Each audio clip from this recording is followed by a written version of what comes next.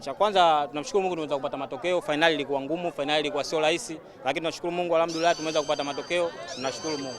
Finali ilikuwa kweli ngumu, lakini tulimsikiliza mwalimu, maelekezo ya mwalimu tukamsikiliza vizuri anavyosema, anavyotaka. Akasema tubadilike mchezo kipindi cha pili. Tunashukuru Mungu kweli tukafanyia kazi, tukajitahidi mabeki kuzuia.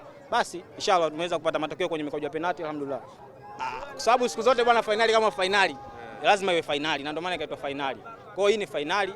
Sisi tulijipanga, wao wamejipanga, nje ya uwanja, ndani ya uwanja, basi imetokea upande mkopo kwetu, alhamdulillah. Pia vile vile narudia tena, tumeona turudishe kwa jamii, tuunge mkono jamii kwa kukuza vipaji, na tumeona mwaka huu mashindano yamekuwa mazuri, vipaji vimekuwa vikubwa. Naamini kwa uwezo wa Mwenyezi Mungu mwakani kwa mashindano haya tutapiga vipaji vikubwa na vizuri ili kuendeleza vipaji vya nchi katika sekta ya michezo.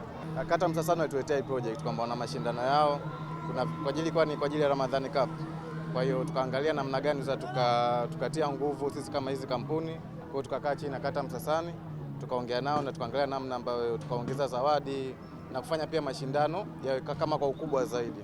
Lakini mwitikio mkubwa tumeuona kuanzia kwa wananchi, wachezaji, vipaji pia vimeonekana. Kwa hiyo tunategemea sio mpaka mwakani, lakini hata mwaka huu tuangalie namna gani za tukaongeza mashindano mengine yanafanyika kwenye kata hii. Wito unabidi mkubwa kwa sababu ukiangalia vipaji vingi vinaanzia mtaani ndo vinakuja kuwa kimataifa.